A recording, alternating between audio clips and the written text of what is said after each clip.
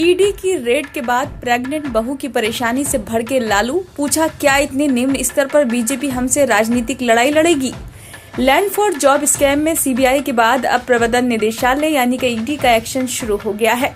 वहीं RJD supremo Lalu Prasad Yadav Delhi NCR में बेटे तेजस्वी यादव के साथ बेटियों चंदा, हेमा और रागिनी की यहां हुई ईडी की छापेमारी को लेकर बेहद गुस्से में है। लालू का गुस्सा तेजस्वी के दिल्ली आवास पर ईडी की छापेमारी के कारण उनकी प्रेग्नेंट बहू राजश्री यादव को हुई परेशानी को लेकर भी 7वें आसमान पर है।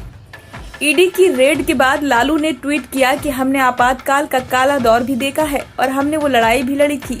आधारहीन प्रतिशोधात्मक मामलों में आज मेरी बेटियों, नन्हे मुन्ने नातियों और गर्भवती पुत्रवधू को भाजपाई ईडी ने 15 घंटों से बैठा रखा है। क्या इतने निम्न स्तर पर उतरकर बीजेपी हमसे राजनीतिक लड़ाई लड़ेगी। लालू बोले, बीजेपी और आरएसएस के सामने नहीं झुकेंगे। लालू यादव ने ऐलान किया कि बीजेपी और आरएसएस के खिलाफ उनकी वैचारिक लड़ाई जारी रहेगी और उनके परिवार का कोई भी सदस्य भाजपा की राजनीति के आगे नहीं झुकेगा। उन्होंने पोस्ट किया कि बीजेपी के खिलाफ मेरी वैचारिक लड़ाई हमेशा से रही है और जारी रहेगी। मैं उनके सामने कभी नहीं झुका और उनकी राजनीति के आगे मेरे परिवार और पार्टी से कोई नहीं झुकेगा। लालू की बेटी रोहिणी ने जताई नाराजगी।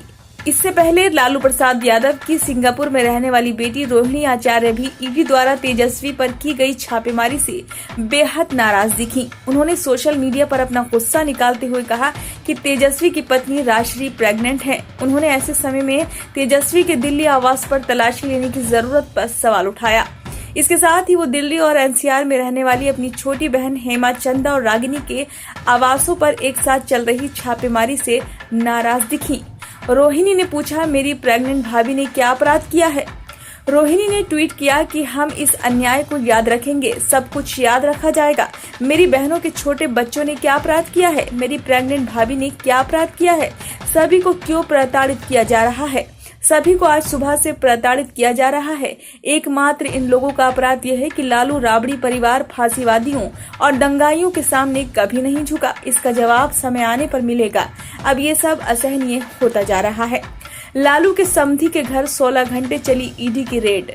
वहीं गाजियाबाद में लालू के समधी के घर 16 घंटे तक ईडी की रेड चली। रेड के दौरान कुछ दस्तावेज समेत कई चीजें लेकर ईडी की टीम बाहर निकल आई। रेड सुबह तकरीबन 8:30 बजे से लेकर शुरू हुई और देर रात 12:30 बजे तक चली।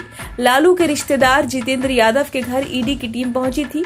ईडी की टीम जब रेड के बाद बाहर निकली तो अफसरों के हाथ में कागजात समेत कई चीजें थी। माना जा रहा है कि रेड के दौरान कुछ दस्तावेज भी जब्त किए गए हैं।